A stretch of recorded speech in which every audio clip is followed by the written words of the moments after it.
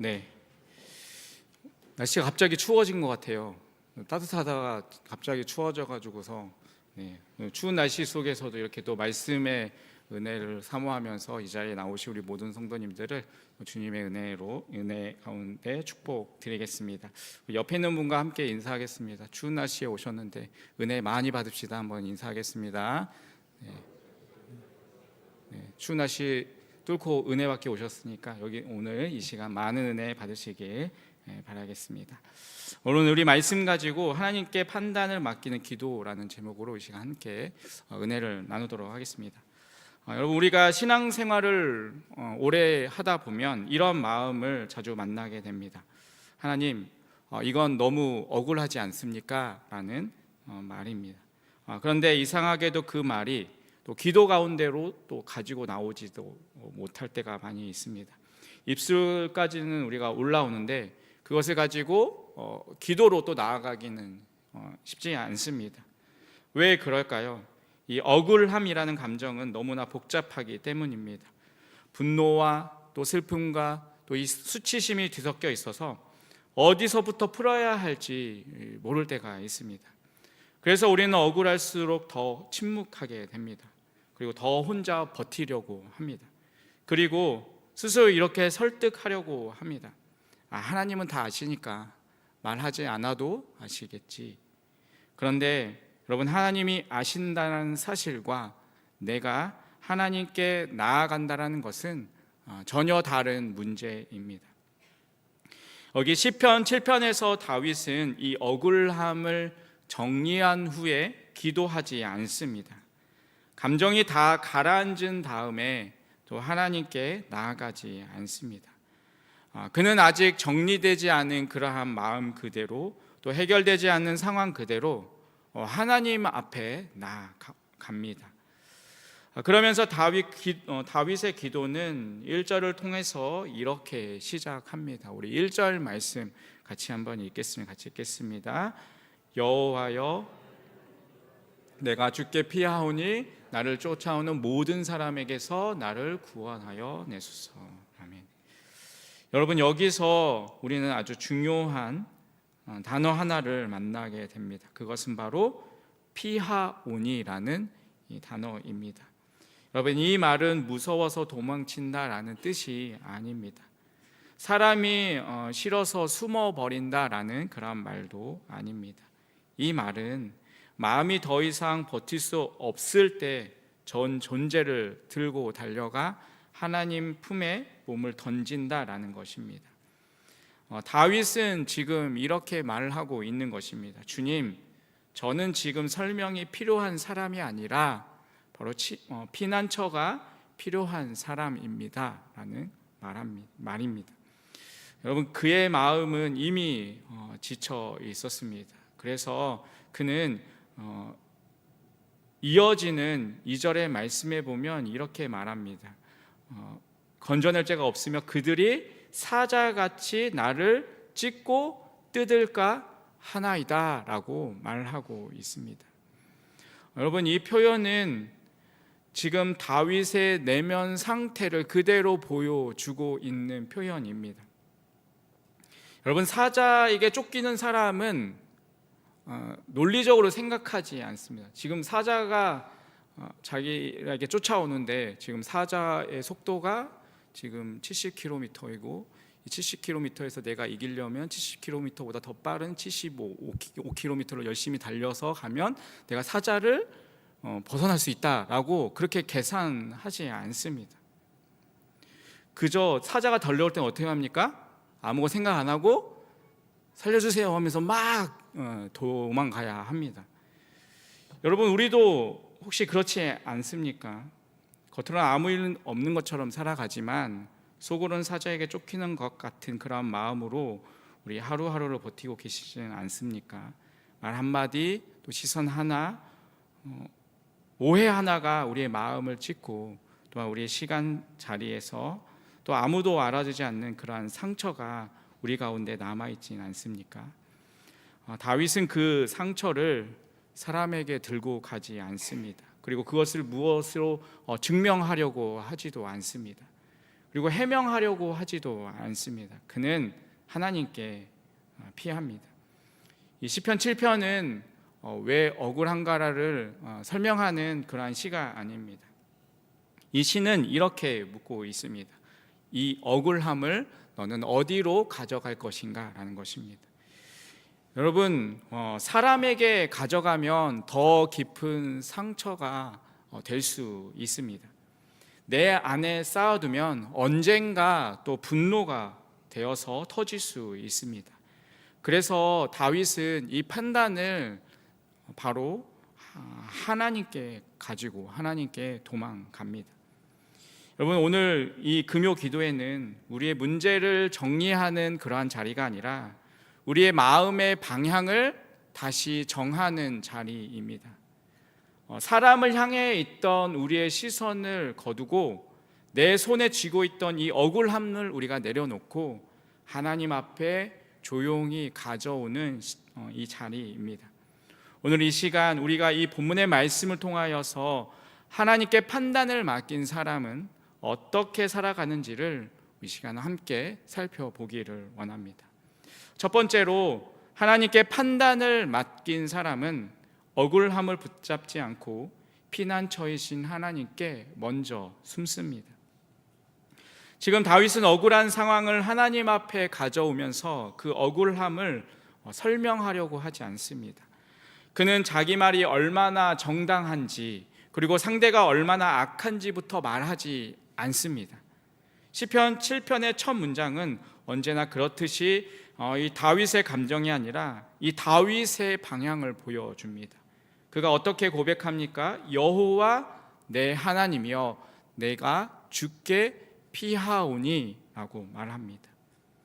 여러분, 이 고백은 단순한 이 도움 요청이 아닙니다.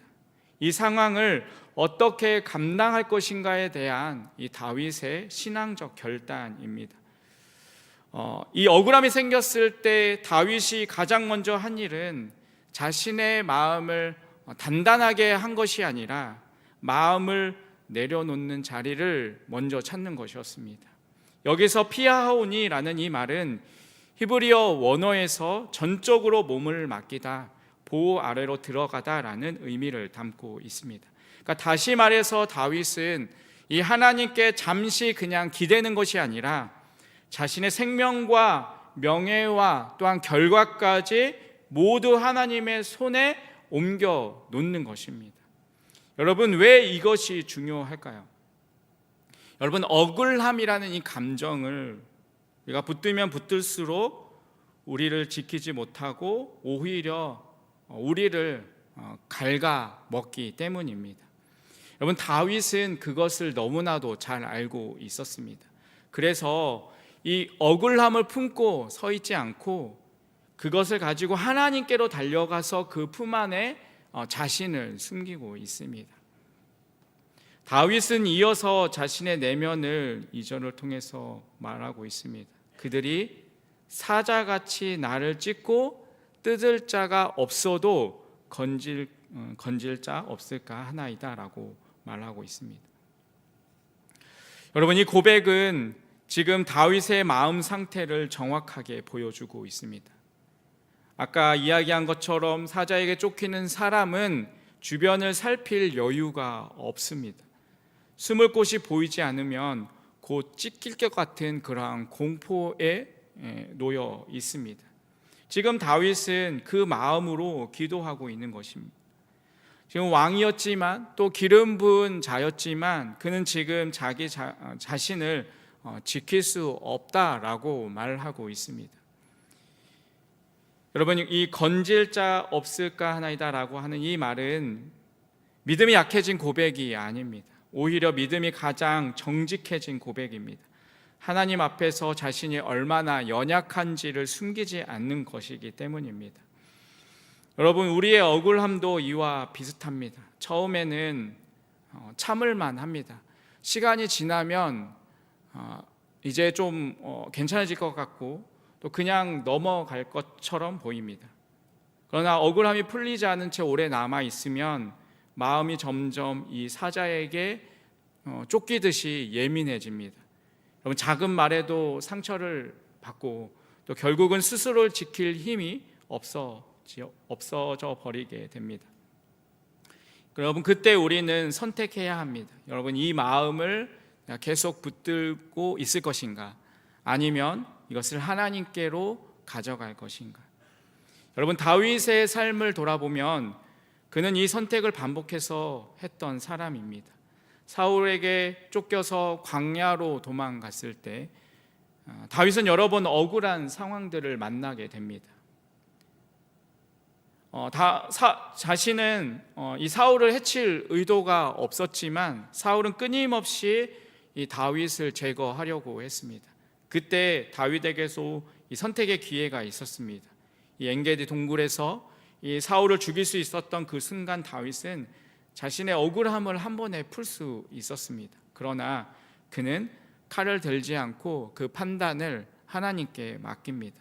왜냐하면 이 다윗은 이 사울보다 하나님을 더 두려워했고, 자신의 결백을 증명하려는 것보다는 하나님의 손에 자신을 숨기는 길을 선택했기 때문입니다. 여러분, 이 장면에서 우리는 결국 예수 그리스도의 모습을 떠올리게 합니다. 여러분, 예수님은 가장 이 억울한 재판 앞에서도 자신을 변호하지 않으셨습니다. 거짓 증언이 난무하는 그러한 자리에서도 예수님은 침묵하셨습니다. 채찍과 조롱 속에서도 하나님께 자신을 맡겼습니다. 베드로는 이 예수님에 대해서 베드로전서 2장 23절을 통해서 이렇게 말합니다. 욕을 당하시되 맞대어 욕하지 아니하시고, 고난을 당하시되 위협하지 아니하시고, 오직 공의로 심판하시는 이에게 부탁하시며 라고 기록합니다. 예수님은 이 억울함을 붙들지 않고 아버지 하나님께 자신을 숨기셨습니다. 십자가 위에서 예수님이 하신 마지막 고백은 어떠한 변명이 아니라 오직 하나님에 대한 신뢰였습니다. 그래서 누가복음 23장 46절에 보면 예수님이 이렇게 고백합니다. 아버지여, 내 영혼을 아버지 손에 부탁하나이다. 여러분, 다윗의 기도는 바로 이 복음의 그림자를 담고 있습니다. 억울함이 사라진 후에 하나님께 숨은 것이 아니라 그 억울함의 한가운데서 하나님께 숨었기 때문에 다윗은 무너지지 않았습니다. 상황은 여전히 불안했지만 그의 중심은 이미 하나님 품 안에 있었습니다. 여러분, 이것이 하나님께 판단을 맡기는 사람의 첫 걸음입니다. 억울함을 해결하기 전에 그 억울함이 나를 삼키지 못하도록 하나님께 자신을 숨기는 것입니다. 오늘 이 밤 우리는 이 기도를 배워야 합니다. 주님, 제 억울함을 해결해 주십시오라는 기도를 하기 이전에 주님, 이 억울함 속에서 제 마음이 찢기지 않도록 제가 주님 안에 숨게 하여 주시옵소서라고 우리는 기도해야 합니다. 여러분, 하나님은 우리가 강해진 후에 찾아가는 피난처가 아닙니다. 더 이상 강할 수 없을 때 달려가는 피난처입니다. 그러므로 여러분, 억울한 일이 생길 때마다 그 억울함을 붙들고 설명하려고 애쓰기보다, 마음이 사자에 쫓기듯이 흔들릴 때마다 스스로를 지키려고 애쓰기보다 먼저 피난처이신 하나님께로 달려가 숨을 줄 아는 그러한 사람이 되시기를 바라겠습니다.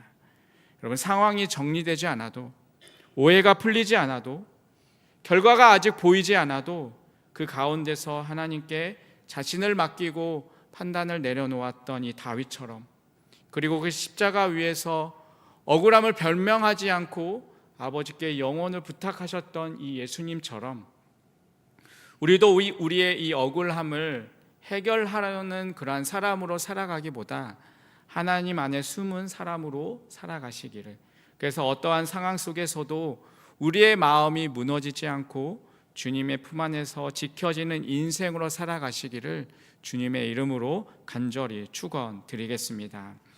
두 번째로, 하나님께 판단을 맡기는 사람은 억울함 속에서도 자신의 중심을 하나님 앞에 세우게 됩니다. 다윗은 하나님께 피하여서 숨은 뒤에 그 자리에서 곧바로 자신의 억울함을 증명하려고 하지 않습니다. 여러분, 우리 같았으면 어떻게 하겠습니까? 하나님, 제가 얼마나 억울하신지 하나님 아시죠? 제 결백을 증명해 주세요라고 말했을 것입니다. 그런데 다윗은 정반대의 모습을 보입니다. 오히려 그는 하나님 앞에 자신을 세웁니다. 3절을 통해서 다윗이 이렇게 말합니다. 여호와 내 하나님이여, 내가 이런 일을 행하였거니와 내 손에서 죄악이 있거나 라고 말하고 있습니다. 이 고백은 억울한 상황에 놓인 사람에게서 쉽게 나오지 않는 기도입니다. 여러분, 우리는 억울할수록 어떻게 합니까? 스스로를 변호하고 싶어 합니다. 억울할수록 자신의 의로움을 붙들고 싶어 합니다. 그러나 다윗은 하나님을 자신의 재판장으로 모시는 순간 자기 자신도 그 재판대 위에 올려놓습니다. 그는 하나님이 자기 편이 되어 주시기를 요구하지 않습니다. 하나님 앞에서 자신의 중심이 드러나기를 원합니다. 여러분, 이것이 하나님께 판단을 맡기는 깊이 있는 기도의 모습입니다. 여러분, 우리가 억울할 때 진짜로 무서운 것이 무엇입니까? 여러분, 상황이 안 풀리는 것보다 더 무서운 것은 이 억울함 때문에 내 마음이 굽어지는 것입니다. 여러분, 억울함이 쌓이면 어떻게 될까요? 처음에는 정당한 분노처럼 우리가 느낍니다. 나는 화낼 권리가 있어. 나는 피해자야 라고 생각합니다. 그런데 시간이 지나면 지날수록 그 분노가 우리를 변화시킵니다. 말이 날카로워지고 또 시선이 차가워집니다. 또 마음이 단단해집니다. 이제 나는 더 이상 상처받지 않을 거야. 나는 이제 누구도 믿지 않을 거야. 또 세상은 원래 이런 거야 라고 이 억울함이 우리를 비틀어 놓습니다. 여러분, 다윗은 그것을 알았습니다. 그래서 그는 계속해서 하나님 앞에서 4절을 통해서 이렇게 말합니다. 화친한 자를 악으로 갚았거나 내 대적에게서 까닭 없이 빼앗았거든 이라고 말합니다. 지금 이 다윗의 기도에는 두려움이 담겨 있습니다. 어떠한 두려움입니까? 바로 이 억울한 상황일지라도 혹시 자신의 말 속에서 날카로움은 없었는지, 또 행동 속에 어떠한 분노가 섞여 있지는 않았는지, 또 옳다라는 확신 속에 숨은 이 교만함이 없었는지 하나님 앞에 묻고 있는 것입니다. 다윗은 억울함이 자신을 정당화해주는 그러한 방패가 되지 않도록 오히려 이 억울함 속에서도 자신의 영혼이 흐트러지지 않게 해달라고 하나님 앞에 기도하고 있습니다. 그는 상황의 결백보다 먼저 마음의 정직을 더 중요하게 여기고 있습니다. 그래서 다윗은 여기에서 멈추지 않고 정말 극단적으로 보일 만큼 자신을 하나님 앞에 내어놓습니다. 5절에 보면 그가 이렇게 말합니다. 원수가 내 영혼을 쫓아잡아 내 생명을 땅에 짓밟게 하고 라고 말합니다. 여러분, 이것은 하나님 앞에서 숨길 것이 없다라는 선언입니다. 그러니까 다윗은 이렇게 말하고 있는 것입니다. 주님, 만일 제 안에 악이 있다면 저를 보호하지 않으셔도 좋습니다 라고 말하고 있는 것입니다. 이것은 하나님을 진정으로 신뢰하는 사람만이 할 수 있는 고백입니다. 하나님이 의로우신 재판장이심을 믿기 때문에 자신의 중심까지도 그분의 판단 아래 맡길 수 있는 것입니다. 여러분, 이 모습은 우리가 욥의 모습을 떠올리게 합니다. 여러분, 욥 역시도 이유 없이 고난을 당한 사람이었습니다. 친구들은 욥에게 죄가 있다라고 단정했지만 성경은 분명하게 말합니다. 이 욥의 고난은 그의 죄악 때문에 당하는 고난이 아니었습니다. 그러나 욥은 그 고난 속에서도 하나님 앞에서 자신을 돌아봅니다. 그리고 끝내 그는 욥기 42장 5절을 통해서 이렇게 고백합니다. 내가 주께 대하여 귀로 듣기만 하였사오나 이제는 눈으로 주를 배움나이다 라고 고백합니다. 여러분, 욥의 회복은 이 억울함이 해명되었기 때문에 시작한 것이 아닙니다. 하나님 앞에서 자신의 존재가 다시금 정렬되었을 때 다시 시작되었던 것입니다. 또한 우리는 사울을 향한 다윗의 태도에서도 이 중심을 봅니다. 다윗은 여러 번 사울을 죽일 기회가 있었지만 그때마다 그는 칼을 들지 않았습니다. 그는 자신의 억울함을 해결할 수 있었지만 하나님 앞에서 자신의 손이 더럽혀지는 것을 두려워했습니다. 심지어 사울의 옷을 벤 뒤에도 그의 마음은 찔림을 받았습니다. 왜 그렇습니까? 다윗에게 중요한 것은 어떠한 이 상황의 반전이 아니라 하나님 앞에서의 정직함 때문이었습니다.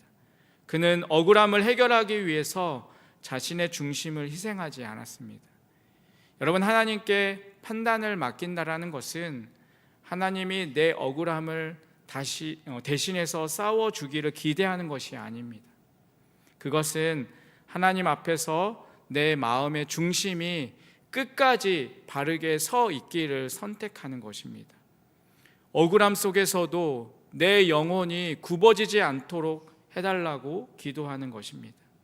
상황이 해결되지 않아도 하나님 앞에서 이 정직함을 잃지 않도록 잃지 않겠다고 결단하는 것입니다. 다윗은 지금 이 기도를 통하여서 우리에게 억울함은 하나님께 맡기되 또 자기의 중심은 하나님 앞에 세우라고 분명하게 말해주고 있습니다. 여러분, 억울한 상황 속에서도 자신의 마음을 변명으로 가리지 않고 하나님 앞에 정말 정직하게 세웠던 이 다윗처럼, 또 고난의 이유를 다 알지 못해도 하나님 앞에서 자신을 다시금 정렬했던 이 욥처럼, 그리고 끝까지 하나님 앞에서 마음의 중심을 흐리지 않았던 예수님처럼 오늘도 우리도 이 억울함 속에서도 자신의 중심을 하나님 앞에 온전히 세우는 그러한 모습으로 살아가시기를 주님의 이름으로 간절히 축원드리겠습니다. 여러분, 마지막으로 하나님께 판단을 맡긴 사람은 즉각적인 결론을 요구하지 않고 의로우신 재판장을 신뢰하며 기다립니다. 여러분, 자신을 하나님께 숨기고 또 자신의 중심을 하나님 앞에 세운 다윗은 이제 마지막 한 걸음을 내딛습니다. 그는 하나님의 판단이 언제 또한 어떻게 이루어질지를 정하지 않습니다. 여러분, 우리 같았으면 어떻게 했을까요? 하나님, 내일까지 결정해 주세요. 내일 하나님 대답해 주세요. 하나님, 이번 주 안에 그 사람이 잘못을 꼭 깨닫게 해주세요. 하나님, 다음 달까지 꼭 저에게 결과를 보여주셔야 해요. 여러분, 우리가 그렇게 하나님께 기도하진 않습니까? 그런데 다윗은 다릅니다. 대신 그 판단의 주체가 누구인지를 분명히 말하고 있습니다. 6절을 통해서 다윗은 이렇게 말합니다. 여호와여, 진노로 일어나사 내 대적들의 노를 막으시며 나를 위하여 깨소서라고 말합니다. 여러분, 이 고백은 하나님의 주권을 인정하는 고백입니다. 다윗은 하나님께 행동을 재촉하는 것처럼 말하고 있지만 그 깊은 속에는 분명한 믿음이 있습니다.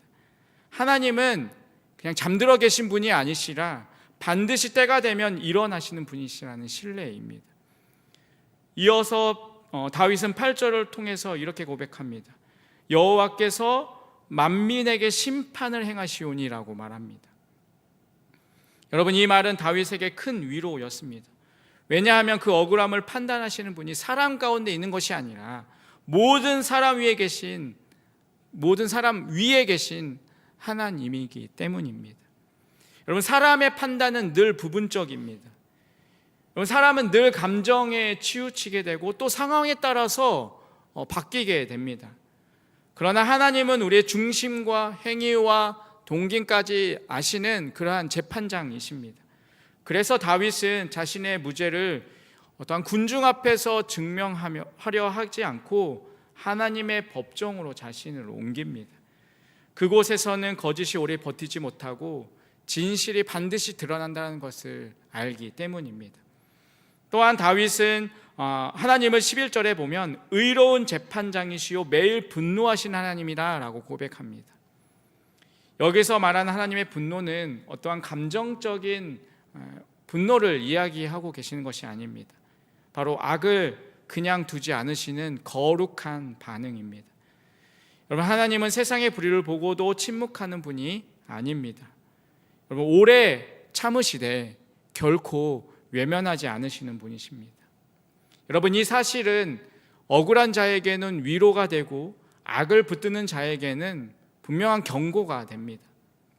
다윗은 바로 이 하나님의 성품을 알았기에 자신의 억울함을 당장 해결해 달라는 그러한 기도로 소리치기보다 하나님의 공의가 결국 드러날 것을 믿고 기다립니다.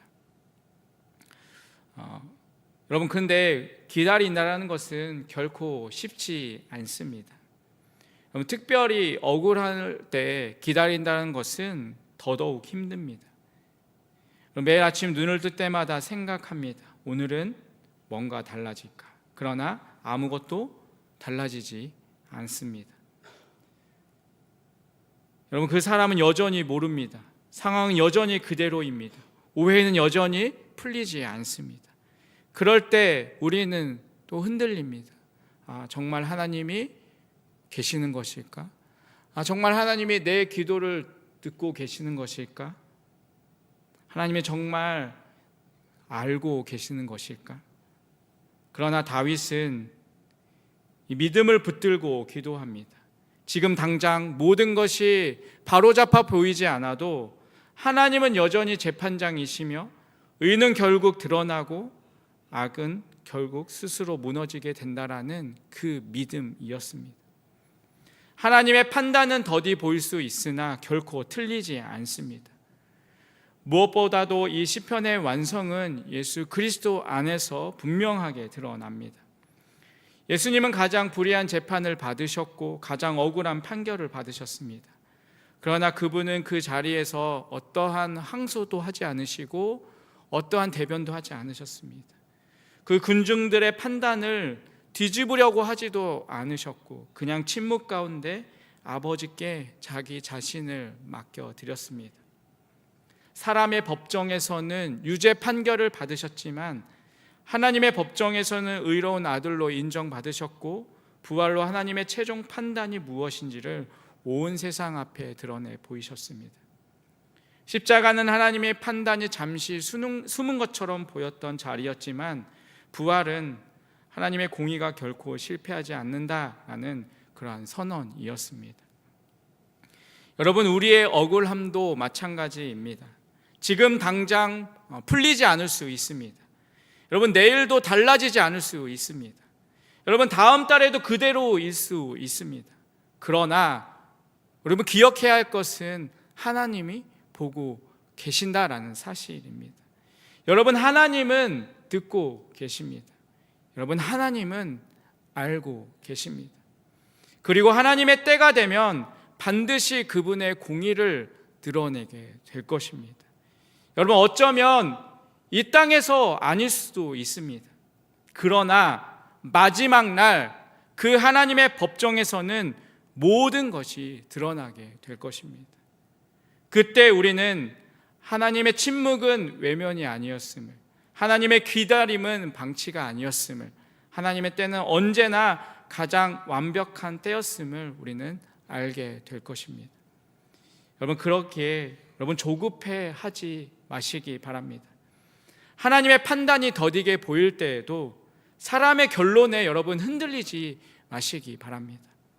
하나님의 공의를 온전히 신뢰했던 이 다윗처럼, 또 가장 불의한 재판장 앞에서도 하나님의 판단을 끝까지 맡기셨던 이 예수님처럼 오늘 우리도 의로우신 재판장이신 하나님을 신뢰하며 묵묵히 기다리는 사람으로 살아가시기를 주님의 이름으로 간절히 축원드리겠습니다.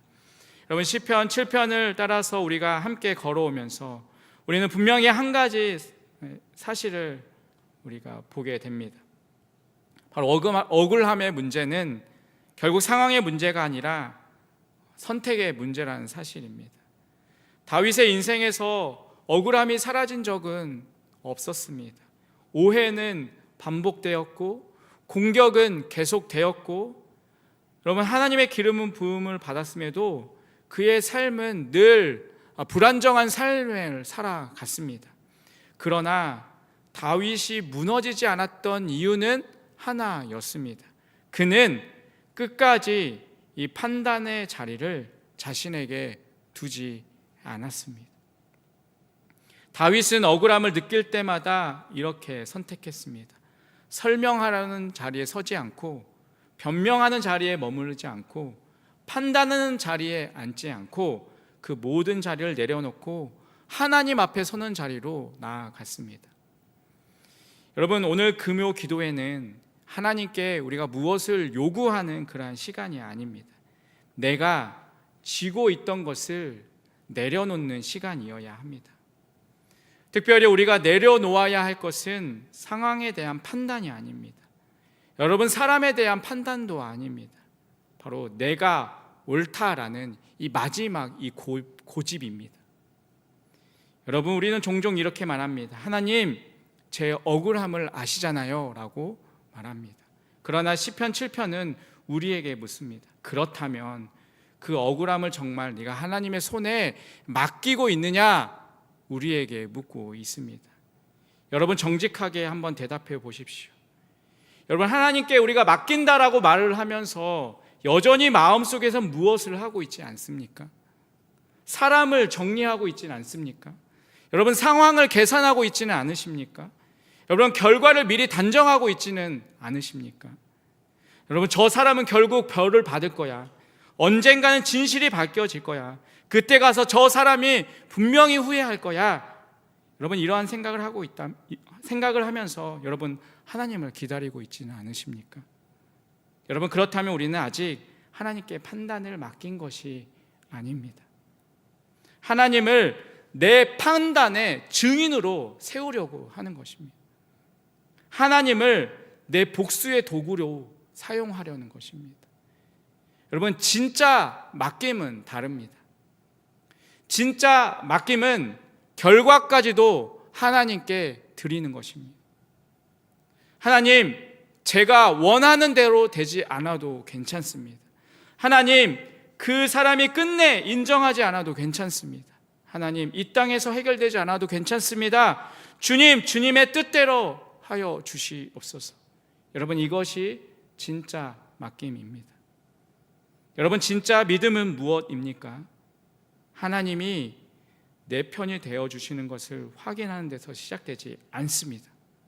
진짜 믿음은 내가 하나님 편에 서는 것에서, 그 결단에서 시작됩니다. 여러분, 그리고 그 결단은 언제나 아픕니다. 왜냐하면 판단을 내려놓는다는 것은 내가 옳을 가능성까지 하나님께 맡기는 것이기 때문입니다. 하나님, 제가 틀릴 수도 있습니다. 제가 오해할 수도 있습니다. 제가 놓친 부분이 있을 수도 있습니다. 주님 보시기에 무엇이 정말 옳은 것입니까? 여러분, 이렇게 기도할 때 우리는 진짜로 하나님께 판단을 맡기는 것입니다. 여러분, 오늘 이 밤 우리는 이 기도의 자리에서 이렇게 결단하기를 원합니다. 주님, 이제 이 문제를 더 이상 붙들지 않겠습니다. 제 억울함을 증명하려고 애쓰지 않겠습니다. 이 판단의 자리를 내려놓고 주님이 제 재판장이심을 내가 믿겠습니다 라고 기도해야 합니다. 여러분, 이 결단이 있을 때 놀라운 일이 일어납니다. 상황이 즉시 바뀌지 않아도 우리의 영혼이 자유로워집니다. 여러분, 사람의 말에 덜 흔들리게 됩니다. 그리고 결과에 더 매달리게 됩니다. 하나님의 때를 기다릴 수 있는 조용한 힘이 우리 안에 생기게 됩니다. 여러분, 금요 기도회는 눈물로 끝나는 예배가 아닙니다. 판단을 내려놓고 집으로 돌아가는 예배의 자리가 되어야 합니다. 여러분, 문제는 여전히 그대로일 수 있습니다. 그러나 붙드는 손은 달라져야 합니다. 여러분, 지금 이 순간 여러분 구체적으로 한번 생각해 보십시오. 여러분의 손에 지금 무엇이 쥐어져 있으십니까? 그 사람에 대한 분노입니까? 그 상황에 대한 원망이십니까? 여러분, 내가 옳다라는 그러한 고집이십니까? 여러분 이 자리에서, 지금 이 자리에서 여러분 그 손을 놓으시기 바랍니다. 여러분 하나님 앞에 펼쳐 놓으십시오. 그리고 이렇게 기도하십시오. 주님, 이것을 모두 주님께 맡겨드립니다. 제가 더 이상 붙들지 않겠습니다. 주님, 주님이 저의 재판장이십니다.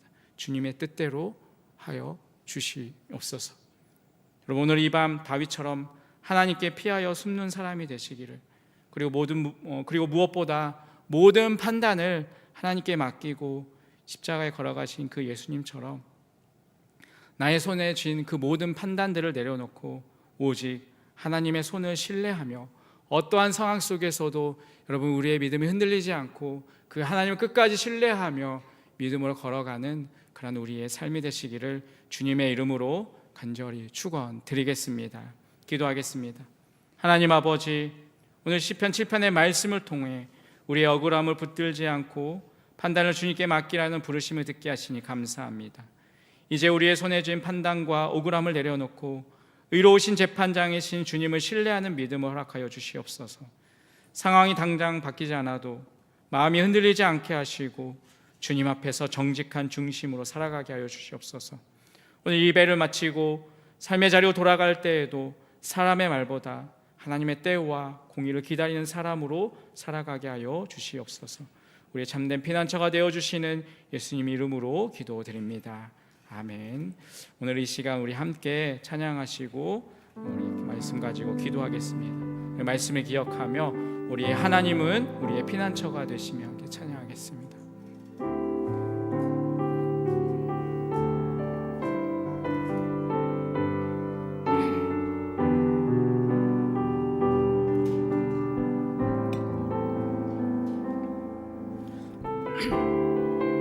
우리 함께 고백하겠습니다. 하나님은 우리의 피난처가 되시며 하나님은 우리의 피난처가 되시며 환난 중에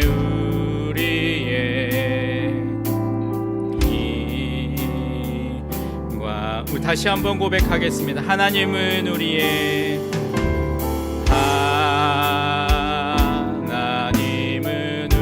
피난처가 되시며 피난처가 환난 중에 우리의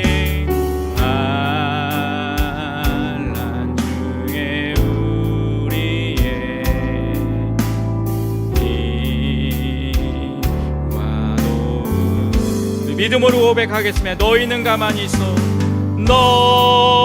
너희는 가만히 있어. 주가 하나님 대말지어다. 열방과 세계 가운데 주가 높임을 사랑합니다. 내 아버지 사랑합니다. 내 아버지 찬양합니다. 내 온 맘 다하여 선포합니다. 예수 그리스도 주님 오심을 우리 다시 한번 고백하겠습니다. 하나님은 우리의 하나님은 피난처가 되시며 피난처 환난 중에 우리의 환난 중에 우리 힘과 도움이시라. 너희는 가만히 있어. 너희는 가만히 있어. 주가 하나님 대말지어다. 열방과 세계 가운데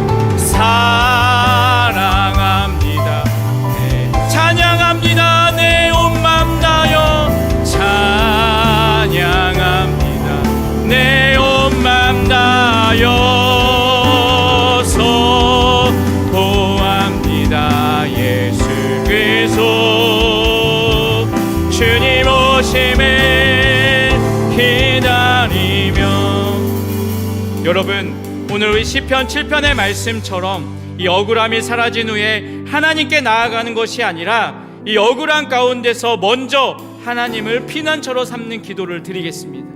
지금 마음속에 정리되지 않은 감정과 또한 사람에게 말하지 못한 억울함이 있다면 그것을 붙들고 설명하기보다 주님, 제가 먼저 주께 피합니다 라고 고백하며 하나님께 숨기는 기도를 드리겠습니다. 또 오늘 말씀처럼 이 억울함 속에서도 우리의 중심이 흐트러지지 않고 말과 태도 또 마음의 방향을 하나님 앞에서 정직하게 살펴달라고 기도하겠습니다. 그리고 이 문제의 판단을 내 손에 쥐지 않고 의로우신 재판장이신 하나님께 맡기겠다라는 이 결단을 우리가 함께 드리며 이 시간 우리 말씀을 붙들고 우리 주님의 이름을 한번 부르신 후에 우리 간절히 기도하겠습니다. 주여,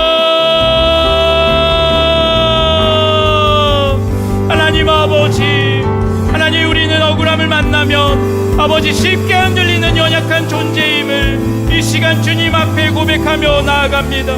사람의 말 한마디에 우리의 마음이 요동하고 오해와 왜곡 앞에서 잠잠히 주님을 바라기보다는 속으로 수없이 말을 도내고 판단을 반복하며 우리의 마음속에 작은 법정을 열어 스스로를 변호하고 다른 이들을 정죄했음을 이 시간 주님 앞에 고백하며 나아갑니다. 주님, 오늘 말씀 속에서 다윗처럼 우리의 억울함이 다 사라진 후에 주님께 나아가는 사람이 아니라 억울함 한가운데서 먼저 주님께 피하는 사람이 되게 하여 주시옵소서. 여호와여, 내 하나님이여, 내가 주께 피하였으니라고 고백했던 이 다윗의 그 기도가 오늘 이 시간 우리의 고백이 되게 하여 주시옵소서. 마음이 사자에게 쫓기듯이 불안하고 아무도 내 편이 없는 것처럼 느껴질 때에도 우리가 달려갈 곳은 오직 사람의 이해가 아니라 오직 하나님의 품님을 다시 한번 믿게 하여 주시옵소서. 주님, 이 시간 우리의 각자의 마음 깊은 곳에 쌓여있는 이 억울함과 상처와 말하지 못한 우리의 감정을 주님 앞에 그대로 올려드립니다. 정리되지 않은 마음 그대로, 아버지 말로 다 설명되지 않는 감정 그대로 주님, 이 시간 주님 앞에 다 가져나옵니다. 주님, 우리가 강해진 모습으로 주님 앞에서 애쓰려고 애쓰지 않게 하여 주시고 괜찮은 척, 믿음이 좋은 척 숨기지 않게 하여 주시옵시고 주님, 있는 모습 그대로 주님 앞에 서게 하여 주시옵소서. 주님, 우리가 정말 말을 정리를 잘하는 말보단 찢긴 마음을 더 잘하시는 주님이심을 믿으며 주님 앞에 나아갑니다. 주님, 무엇보다 이 억울함이 하나님 우리의 영혼을 갉아먹지 않도록 우리를 지켜주시옵소서. 하나님이 억울함 때문에 우리의 말이 거칠어지지 않게 하여 주시옵시고 이 억울함 때문에 하나님 우리의 마음이 굳어지지 않게 하여 주시옵시고 하나님이 억울함 때문에 이 기도의 자리를 떠나지 않게 하여 주시옵소서. 하나님, 오히려 이 억울함이 생길 때마다 주님, 제가 주님께 피합니다 라고 고백하며 주님의 품 안에 더 깊이 들어가게 하여 주시옵소서. 주님의 억울함이 분노로 변하기 전에 또한 체념으로 굳어지기 전에 주님 앞에서 눈물로 녹아지게 하여 주시옵소서. 하나님, 또한 오늘 말씀처럼 이 억울함 속에서도 우리의 중심을 살펴주시옵소서. 우리가 옳다 생각하는 그 마음 뒤에 숨은 이 교만함은 아버지 정당하다고 확신 속에서 이 미움과 판단이 자라고 있진 않는지 하나님 우리의 마음을 주님 비추어 주시옵소서. 주님 앞에서 변명하지 않게 하여 주시고 핑계대지 않게 하여 주시옵시고 오직 주님 제 마음을 살펴주시옵소서라고 정직하게 기도하며 나아가게 하여 주시옵소서. 하나님, 이 문제의 판단을 더 이상 우리의 손에 쥐고 있지 않기를 원합니다. 생각할수록 답이 나오지 않는 이 문제를 의로우신 재판관장이신 주님께 맡겨드립니다.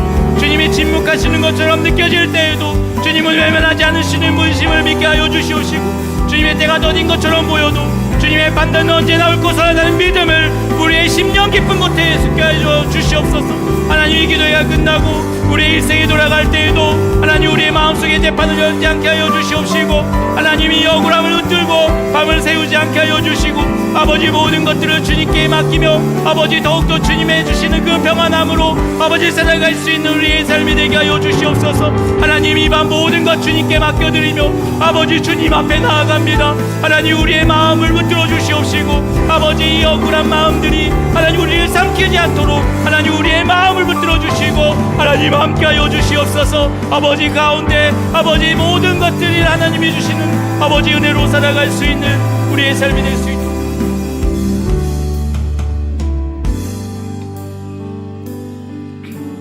여러분, 이제 우리 교회를 위해서 함께 기도하겠습니다.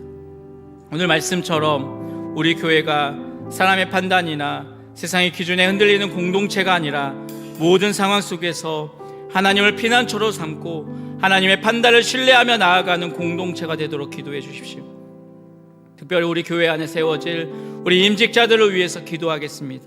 직분이 명예가 아니라 짐이 되게 하시고 자리가 높아지는 시간이 아니라 더 낮아지며 섬기는 부르심이 되게 해달라고 기도해 주십시오.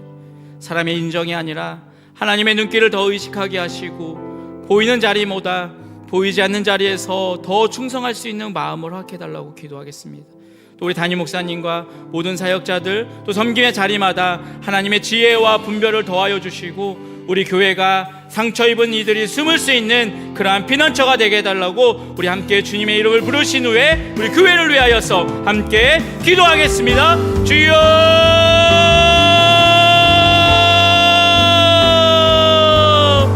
주여. 하나님, 우리 사람의 계획과 하나님 열심으로 여기까지 온 것이 아니라 한 걸음 한 걸음 주님께서 우리의 피난처가 되어 주셨기에 오늘 우리 교회가 이 자리까지 또한 인도하였음을 이 시간 고백하며 나아갑니다. 때로는 흔들렸고 때로는 판단이 엇갈렸고 때로는 우리의 연약함이 그대로 드러났지만 그럼에도 불구하고 주님께서 우리 교회를 버리지 않으시고 끝까지 붙들어 주셨음을 이 시간 믿고 주님 앞에 나아갑니다. 주님, 우리 교회가 사람의 말과 세상의 기준에 흔들리지 않게 하여 주시옵소서. 숫자의 아버지, 또한 성과와 아버지 비교와 아버지 평가의 마음을 빼앗기지 않게 하여 주시고 보이는 열매보다 보이지 않는 믿음을 더욱더 소중하게 여기며 무엇보다 모든 결정의 순간마다 주님이 어떻게 하기를 원하십니까를 먼저 묻는 그러한 공동체가 되게 하여 주시옵소서. 무엇보다 이 어려움 속에서도 아버지 조급해하지 않게 하여 주시옵시고 갈등의 순간에서도 사람의 편을 들기보다 하나님의 뜻 앞에 먼저 무릎 꿇는 그러한 교회가 되게 하여 주시옵소서. 이 시간 우리 교회 안에 세워진 임직자들을 위하여 기도합니다. 아버지, 이들이 직분을 명예로 여기지 않게 하여 주시옵시고 평안함을 누리는 자리로 오해하지 않게 하여 주시고 아버지, 더 깊은 섬김의 자리로 아버지 나아갈 수 있도록 주님 붙잡아 주시옵소서. 하나님, 사람의 인정과 넉스의 마음이 높아지지 않게 하여 주시고 보이지 않는 자리에서 충성과 눈물의 기도를 하나님께 보고 계심을 기억하며 아버지, 그 모든 자리를 감당하며 나아가게 하여 주시옵소서. 하나님, 우리 인자 한 사람 한 사람들의 삶을 주님 끝게 하여 주시고 하나님, 주님께서 붙잡아 주시옵소서. 섬김의 가정 속에서 지치고 낙심될 때에도 주님께서 그들의 피난처가 되어 주셔서 다시 숨을 쉬고 다시 기도하고 다시 맡겨진 길을 걸어갈 힘을 주님께서 허락하여 주시옵소서. 하나님, 우리 교회가 임직자 몇 사람의 헌신만을 위해서 서는 교회가 아니라 아버지, 모든 성도가 각자의 자리에서 부르심을 따라 함께 이 교회를 세워가는 그러한 공동체가 되게 하여 주시옵소서. 책임을 미루는 그러한 공동체가 아니라 짐을 함께 나누는 공동체가 되게 하여 주시옵시고 서로를 평가하는 그러한 교회가 아니라 서로를 위해서 중보하는 그러한 교회가 되게 하여 주시옵소서. 말로는 하나님을 외치고 또 삶으로는 갈라지는 그런 교회가 아니라 아버지, 작은 선택 하나에도 그리스도의 마음을 드러내는 아버지, 그러한 교회가 되게 하여 주시옵소서. 하나님, 이 교회의 주인이 우리가 아니라 주님이심을 고백합니다. 아버지, 앞으로의 길도 우리의 지혜와 아버지 경험으로 아버지 정하게 않게 하여 주시옵시고 의로우신 재판장이시며 참된 피난처가 되어 주시는 주님의 손에 온전히 맡기며 나아가게 하여 주시옵소서. 하나님, 우리 교회와 임직자들의 모든 걸음들을 통하여서 아버지, 주님의 이름이 높임을 받게 하여 주시옵시고 이 공동체가 상처 입은 영혼들이 안전하게 숨을 쉴 수 있는 그러한 피난처가 되게 하여 주시옵소서. 하나님, 우리 교회 공동체를 주님께서 붙잡아 주셔서 하나님, 그 능력의 공동체 아버지, 정말 하나님 살이 넘치는 그러한 공동체가 될 수 있도록 하나님 함께 하여 주시고 이 시간 우리 교회 공동체 안에 있는 연약한 지체들과 또 지금 수련회 중인 우리 청년들을 위해서 함께 기도하겠습니다. 우리 먼저 연약한 우리 지체들을 위해서 기도하겠습니다. 육신의 질병과 또한 마음의 상처, 삶의 무게로 인하여서 지금도 하루하루를 버텨내고 있는 지체들이 있습니다. 주님께서 그들의 피난처가 되어주시고 또 상황이 당장 바뀌지 않아도 마음이 무너지지 않도록 붙들어 주시기를 기도해 주십시오. 특별히 외롭고 지친 심령 위에 하나님의 위로와 평안이 임하도록 함께 기도해 주시기를 원합니다. 또 우리 수련회 중에 있는 우리 청년들을 위해서 함께 기도하겠습니다. 이번 수련회 가운데 말씀과 예배를 통하여서 하나님을 인격적으로 만나게 하시고 이 혼란과 고민 속에서 하나님의 음성을 분별할 수 있도록 기도해 주십시오. 감정적인 결단이 아니라 삶으로 이어지는 믿음의 결단이 될 수 있도록, 또 수련회 이후의 일상에서도 하나님께 숨을 줄 아는 그러한 믿음으로 살아가게 해달라고 우리 이 시간 다 같이 우리 주님 한 분의 이름을 부르신 후에 우리 연약한 성도들과 우리 지금 수련회 가운데 있는 청년들을 위해서 함께 기도하겠습니다. 주여, 하나님 아버지, 하나님 우리의 시선을 우리에서 거두어 주님의 몽댕 공동체 안에 있는 연약한 지체들과 아버지 수련회 가운데 우리 청년들을 위하여 함께 기도합니다. 아버지, 우리가 서로의 사정을 다 알지 못하지만 주님은 각 사람의 이름과 형편, 눈물의 무게를 하나도 빠짐없이 하시는 분이심을 믿고 이 시간 주님 앞에 기도하며 나아갑니다. 하나님, 우리 연약한 지체들을 불쌍히 여겨 주시옵소서. 육신의 질병으로 고통받으며 하루하루를 견뎌내고 있는 우리 지체들이 있습니다. 치료가 길어지면서 마음이 먼저 지치고 기도에도 쉽게 나오지 않는 현실 앞에서 하나님 믿음보다 두려움이 앞설 때도 있습니다. 아버지, 주님 그들의 연약함을 책망하지 마시고 아버지 그들의 침상 곁에 앉아주시는 자비의 하나님으로 임하여 주시옵소서. 의사의 모든 손길에 주님의 지혜를 도하여 주시옵시고 약과 치료의 과정 속에서도 내가 너와 함께 있다는 주님의 약속이 그들의 마음을 붙들어 주시옵소서. 하나님, 동정이 사라지지 않는 순간에도 마음까지 무너지지 않도록 성령께서 그들의 영혼을 단단하게 감싸 주시옵소서. 하나님, 또한 마음의 병과 관계의 상처로 인하여서 말없이 울고 있는 지체들을 기억하여 주시옵소서. 겉으로는 아무 일이 없는 것처럼 살아가지만 속으로는 오해와 배신, 말 한마디에 깊은 남는 상처 때문에 사람들을 피하고 마음을 닫아버린 영혼들이 있다면 상한 갈대를 꺾지 않으시는 주님의 손으로 아버지 그 마음을 조심스럽게 만들어 주시옵소서. 사람에게서 위로를 받지 못해 더 이상 외로워진 그 자리에서 주님께서 친히 와주셔서 아버지 내가 너를 안다, 내가 너를 버리지 않는다라는 말씀을 아버지 해여 주시옵소서. 억울함과 분노가 제점으로 굳어지기 전에 주님의 위로로 마음을 녹아주게 하여 주시옵시고 다시 숨을 쉬고 다시 기도할 수 있는 은혜를 허락하여 주시옵소서. 우리 수련회 중에 있는 청년들을 위하여 기도합니다. 인생의 중요한 갈림길 앞에서 진로와 관계, 신앙과 현실 앞에서 깊은 고민을 안고 주님의 자리에 나오는 청년들이 있음을 주님 아십니다. 겉으로는 맑아 보이지만 속으로는 방향을 잃고 방황하는 마음들, 믿고 싶지 않아 확신을 못해서 흔들리는 마음들, 비교와 열등감 속에서 자신을 작게 여기는 마음들이 있다면 주님께서 그 한 사람 한 사람을 찾아가 주시옵소서. 아버지 수련회 가운데 프로그램과 분위기에만 머무는 시간이 아니라 하나님 말씀과 또한 예배들을 통하여서 하나님을 인격적으로 만나는 시간이 되게 하여 주시옵소서. 사람의 말이 아니라 하나님의 음성이 불명하게 들리게 하여 주시옵시고 너는 내 사랑하는 자나다라는 이 복음의 선언이 아버지 청년들의 마음 가운데 깊이 새기게 하여 주시옵소서.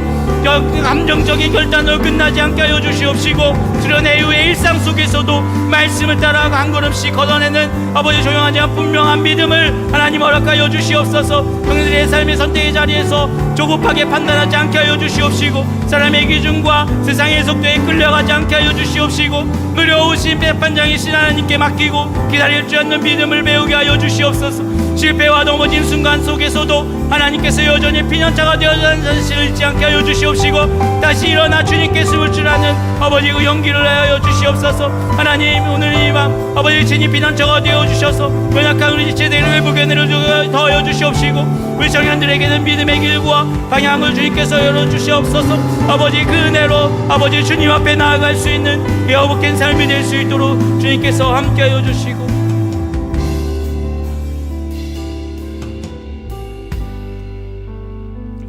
마지막으로 우리 나라와 우리 민족을 위하여서 또 우리 함께 동역하는 우리 국내 교회와 선교사님들을 위해서 함께 기도하겠습니다.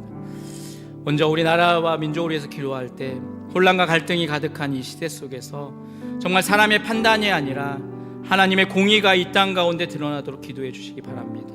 특별히 우리 지도자들에게는 정말 이 나라와 이 민족을 사랑하는 그러한 마음을 주셔서 분열과 갈등이 아니라 정말 이 나라를 위해서 일하는 그러한 지도자들이 될 수 있도록 기도해 주시기 바랍니다.